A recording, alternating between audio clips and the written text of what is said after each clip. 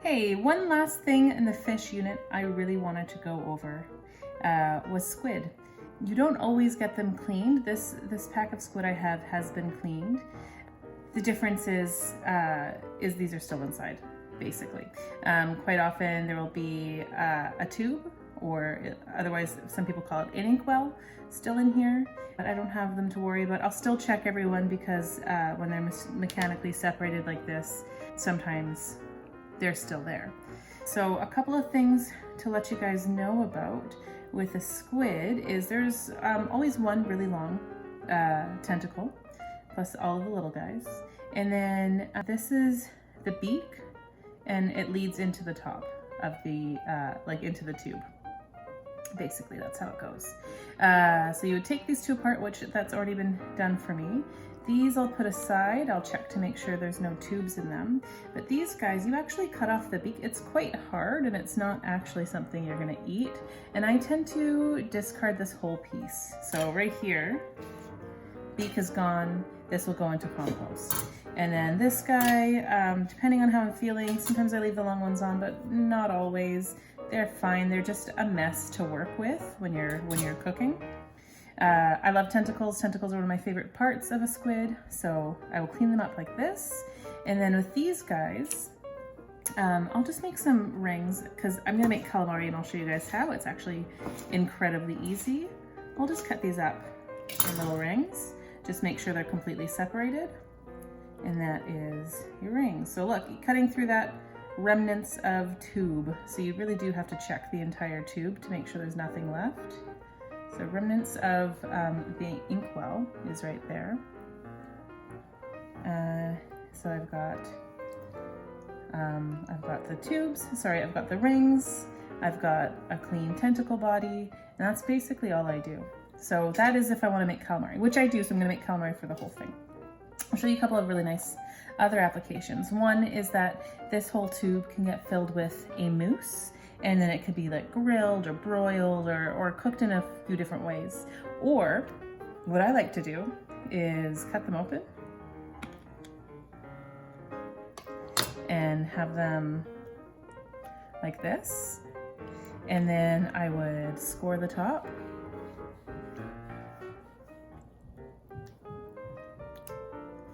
Like this. And then I would grill it, or I would skewer it, or I would saute it, but it kind of rolls up really, really pretty. And then as it cooks, those scores you put in leave really nice marks. Another thing I like to do is actually put this in pasta. It's really nice in a tomato sauce. Just throw some squid in near the end, and that's about it. But like I said, I'm just gonna cut these all up for calamari. That's my plan for the day. And I'll show you guys what I do. I don't use a batter. I don't use breading. I specifically only use seasoned flour. And I'll show you the seasoned flour that I do before I cook it. Thanks so much. I'll show you guys again in a second. So what I always use for my calamari is a seasoned flour, and not just any seasoned flour. I really season it well. I've got another trick to making really nice crispy calamari, and I'll show you guys when we get there, but right now I just wanted to show you this. So it's a little bit of all-purpose flour, probably cup and a half, maybe 2 cups. A heavy tablespoon of sea salt, some pepper. I've got some chili powder and some cumin. I think that would make a really, really nice seasoned flour to go with my calamari. So let me just mix this up. One thing I do is that I always rinse my calamari, regardless of how fresh it is. Like, it's not weird for me. The reason is I really want it kind of wet. And it being kind of wet is the secret I'm talking about. I take my kind of wet calamari and I put it in my seasoned flour and I scrunch it up all crazy like, and all of the like wet floury bits are what gives me all those really awesome crunchy sides on this side of my calamari. So I do that by design, it's on purpose. But again, I always rinse my calamari, and then I always have a really nice flavored seasoned flour. As soon as my oil is hot, I'll fry some up and show you guys how easy it is to plate up.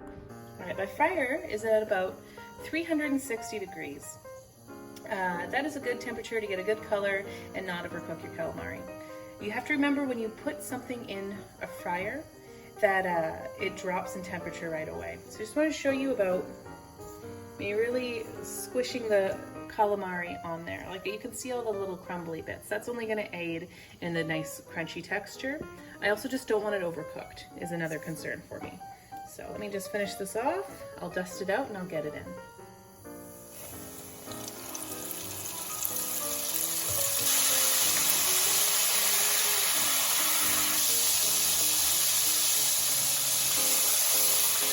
So my temperature dropped just about 25 degrees when I added my calamari.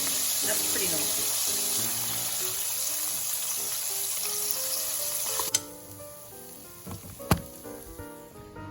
So in order to finish my calamari, I'm gonna add a little more salt right into the fried stuff. I'm gonna add some onions in as well and give it a toss. And I've got here a really nice chipotle apple cider ranch to go with it.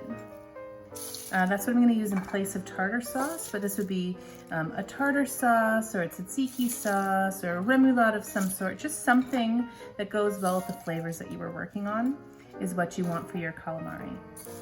So a few onions, because I love onions on it. You can serve a lemon wedge with it.